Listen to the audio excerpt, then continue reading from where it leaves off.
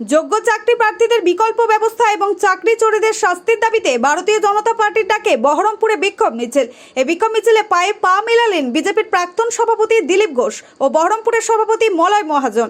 পাশাপাশি মুর্শিদাবাদ ও বহরমপুরের এমপি কাঞ্চন মৈত্র ও গৌরীশঙ্কর ঘোষ সহ কয়েকজন বিজেপি প্রার্থী। কেন বক্তব্য রাখলো না? রাহুল গান্ধী কেন আসেননি? প্রিয়াঙ্কা গান্ধী কেন আসেননি? তাদের বক্তব্য পার্লামেন্টের রাস্তা অবরোধ করছেন। শাহিনবাগ আমরা জানি 1 বছর বন্ধ করার পরে বাড়ি চলে গেছেন। আজকে আর সিএ নিয়ে কেউ বিরোধিতা করে না, 370 নিয়ে কেউ বিরোধিতা করে না।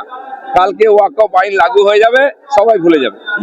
চলুন দেখুন, এই যে 8000 অযোগ্য অবৈধ চাকরি প্রার্থী, তাদের কাছ থেকে মমতা ব্যানার্জির পার্টির লোকেরা টাকা খেয়েছে।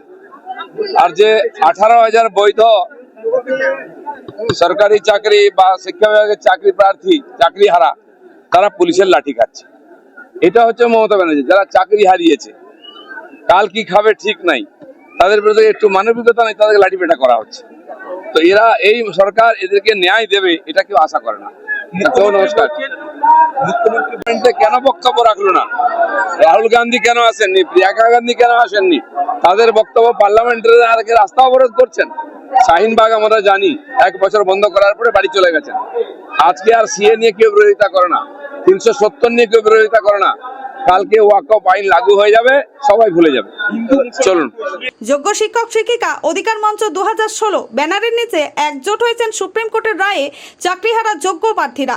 গত সোমবার কলকাতায় নেতাজি ইন্ডোর স্টেডিয়ামে এই যোগ্য প্রার্থীদের সঙ্গে কথা বলছিলেন মুখ্যমন্ত্রী মমতা বন্দ্যোপাধ্যায় এবং শিক্ষকদের আপাতত ভলেন্টিয়ার সার্ভিস দেওয়ার কথা বলেছিলেন মুখ্যমন্ত্রী। কিন্তু যোগ্য শিক্ষকেরা ভলেন্টিয়ার সার্ভিস দিতে রাজি নয়। এই প্রেক্ষাপটে বুধবার রাজ্যের বিভিন্ন জেলায় ডিআই অফিস ঘেরাও কর্মসূচির ডাক দিয়েছেন চাকরিহারা যোগ্য প্রার্থীরা। আজ বহরমপুরে বিজেপি নেতা দিলীপ ঘোষ এসে যোগ্য প্রার্থীদের সমর্থন জানিয়ে বলেন, তাদের সঙ্গে বঞ্চনা করেছে রাজ্য সরকার। পাড়ায় আক্রমণ হচ্ছে, বাড়ি ভাঙা হচ্ছে, মন্দির ভাঙা হচ্ছে, থানার জালি দিয়ে ভয় দেখানো হচ্ছে। তখন মমতা ব্যানার্জি কোথায় থাকেন? পুলিশ কোথায় থাকে? ভয় দেখানো হচ্ছে হিন্দুদেরকে কেবল রাজনৈতিক স্বার্থে। সেই জন্য হিন্দুরা তলোয়ার নিয়ে রামনবমীতে রাস্তায় নেমেছে। একটাই কথা বলবো, অবিশ্বাস করবেন না, যদি আপনাদের জন্য আছে। তাদের জন্য জৈন ধর্মের লোকদের, জৈন ধর্মের লোকেদের কোনো চিন্তা নেই, তারা নিশ্চিন্তে আছে, শান্তিপ্রিয়। আর ভারতীয় সরকার, কেন্দ্র সরকার আছে, সমস্ত ভারতবর্ষের প্রত্যেকটি ধর্মাবলম্বীকে তার অধিকারের সঙ্গে সুরক্ষিত করবে। অনেকে বলে বাংলায় হিন্দু ধর্মকে উৎসাহিত করা হয়, বলি বাংলায় কোনো ভাগ হবে না, সবাইকে জানা সংখ্যালঘুদের জন্য। ওয়াকফ তো আইন হয়ে গেছে পার্লামেন্টে, কারণ বাপের সামর্থ্য নেই ওটাকে সরায়। কিন্তু এখানকার যে 18,000 যোগ্য প্রার্থীর ভবিষ্যৎকে আপনি খেয়ে নিচ্ছেন, তার ব্যাপারে কি হবে বলুন? ওয়াকফ ভুলে যান, তারা দেশ ভুলে গেছে।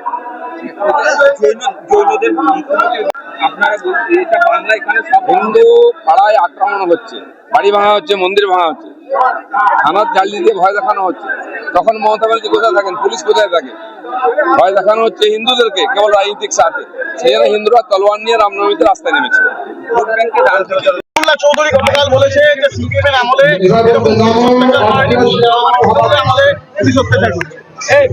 সিদ্দিকুল্লাহ চৌধুরী নিজেকে আইনের উপরে মনে করেন, তাহলে আইন আছে, কেউ আইনের উপরে নয়।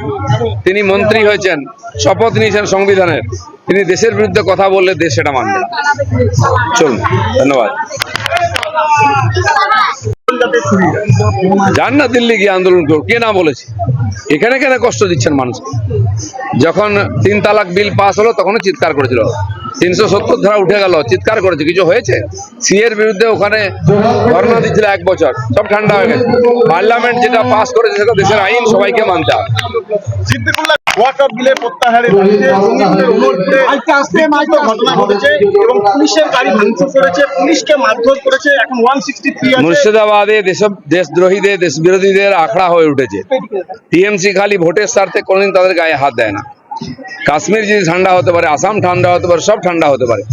বাংলাদেশ থেকে এসে এখানে উৎপাত করছে কিছু রোহিঙ্গা, কিছু অনুপ্রবেশকারী। এখানকার রাজ্য সরকারের দায়িত্ব হচ্ছে ওদেরকে ঠান্ডা করা, আইনের ভিতরে নিয়ে আসা। সাধারণ মানুষের জীবনকে দুর্বিবহ করা হচ্ছে। সিএ পাস হওয়ার পরে এখানেই উৎপাত হয়েছিল, বেলডাঙ্গা স্টেশন জ্বালিয়ে দেওয়া হয়েছিল, ও মন্দির ভাঙা হয়েছিল। ট্রেন বাস জ্বালানো হয়েছিল।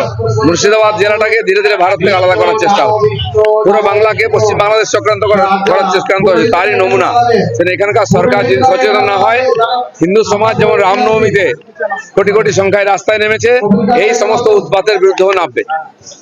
এই যে গত কয়েক বছর আগে দেখা গেছিল সিএ নিয়ে একটা আন্দোলন হয়েছিল মুর্শিদাবাদে বিভিন্ন ব্যুরো রিপোর্ট চেতনা নিউজ।